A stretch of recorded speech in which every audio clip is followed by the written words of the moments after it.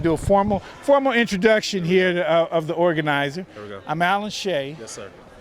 Man, my name is Cameron Larsoul. I'm a resident of Pasadena, born and raised here. 36 years old. I've spent my entire life here. I've lived in the city of Altadena, and I've lived in the city of Pasadena. We've lost a lot here. These houses up here, I've been in a lot of them. I've ate on a lot of the tables. I've slept in a lot of them, and now they're all gone. So I just had an idea to help my people. I was sitting at home, and I came up with an idea to go to a donation center, get whatever free items I could, and bring them back to my city and share them with the people that need them most. And it basically turned into this. I have a bunch of friends, a bunch of family that came out to support and help, and I couldn't have done it without them. So this is the pride of Pasadena, what we're doing right here. We are residents of Pasadena, and this is all out of our own energy to just do this for our own city, because we really didn't have any help at the moment. And this is what I'm going to continue to do. I think I found my calling. Share with the folks who your family is, because we're all connected and we all have the community spirit. So give us some of your history so people can see how well entrenched we are about the Pasadena-Altadena experience. Correct. Well, I'm a Larsoul. My family's roots run pretty deep in Pasadena. My father's name is Anthony Larsoul. My grandfather's name is Bruce Larsoul. My grandmother's name, my grandmother's name is Butchie Harriet. And yeah, man, my family is really deep in the city of Pasadena. It's hard to really say how important that family is, but I would just say that they're an important family. And Pasadena is filled with a bunch of family names that kind of make this city who it is. And I would say Larsoul is one of them. So any questions you have about historic, because people need to know how people are invested with this community and why these kinds of actions are needed, and more than anything, why leadership, because now you're displaying true leadership to bring this together like this. Yes, sir. I think it comes from the generations before, like you, yourself, and the tradition that this city has of just sticking together, being one unit. This is Pasadena and Altadena, and even though they're two different cities, the people are one and the same. We all grew up together. We're all the same people. So the tradition in this city runs pretty deep, and it runs pretty deep with the people, from the minority families, the white families, every family here, everyone is connected some way. And I think that it's important that we all show that we support each other in these type of times, especially in a small town like this that has so much tradition, that has so much to offer, and we just want to try to preserve it as best as we can.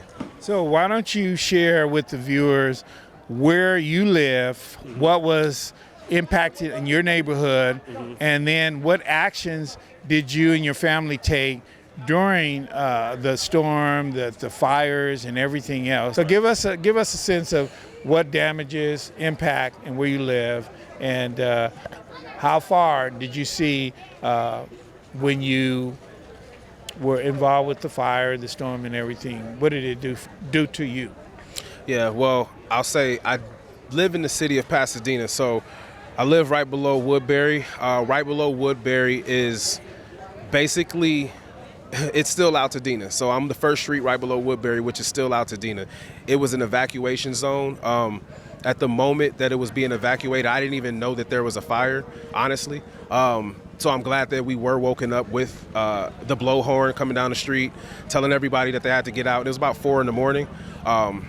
My house, thank God, was not burned down. I think 2-3 blocks over, there were a few houses burned down, but we did leave the location because of understanding how fires work. And we ended up getting out of there on time, and we ended up being able to save ourselves, but not a lot of people did. A lot of people that are here at this location lost their homes, and they're still here helping us.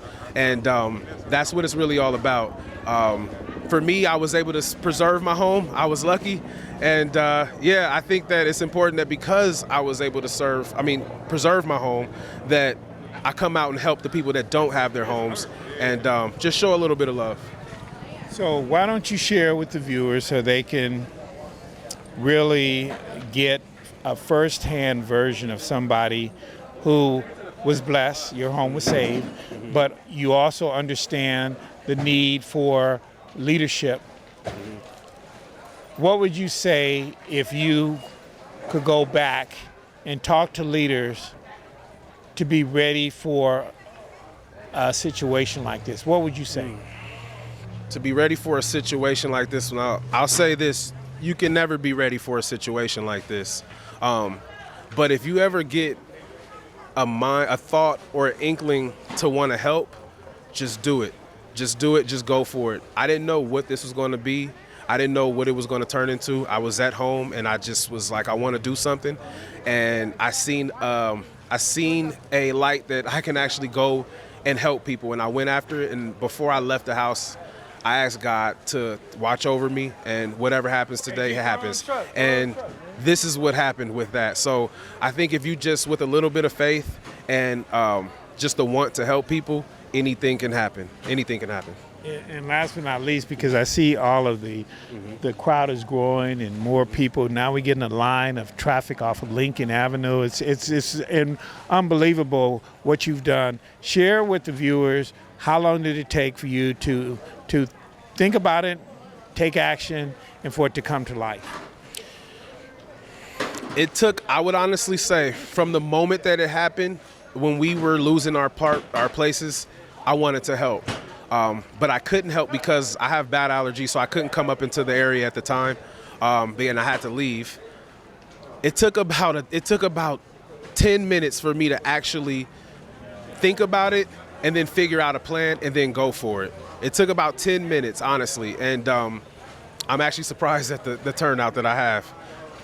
And what was the method, though? How did you get people involved and respond so fast for something like this? Yes, sir. What I did was, the first thing I did was I went up to the relief center where I got all of the items, and I waited to let people know because I didn't know what I would actually get. I didn't know how big this would be. But once I seen that I got a lot of items for the from the relief center, I started to blast it on social media. And with the help of other people reposting it, they were able to get people to come to the location that we were originally at, and we had a great turnout there to where we knew that we needed a bigger space. And then I think the word of mouth is very important. Word of mouth and just having people repost it, and that was the way. I made a few phone calls as well, but just word of mouth is the best thing, honestly. Well, before we let you go, we got to get your IG. Yes, you know, we got to get a sense of what you do, because you got such a leadership presence about yourself. And for you to take this kind of action, you know, we believe in giving you your roses. So share with viewers how they can follow you, support you, and really start grooming the next generation. That's right. Well, my name is Cameron Larsoul. My social media handle, IG, is at Killadadon,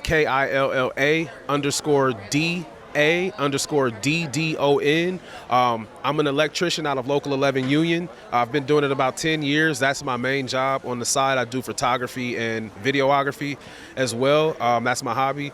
And and I think that I'm...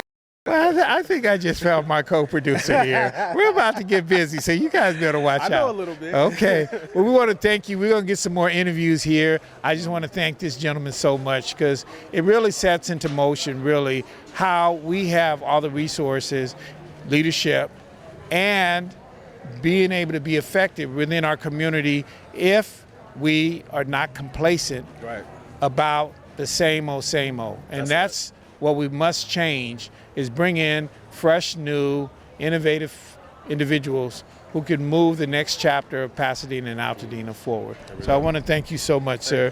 It's been such, under these circumstances, a blessing. So thank you.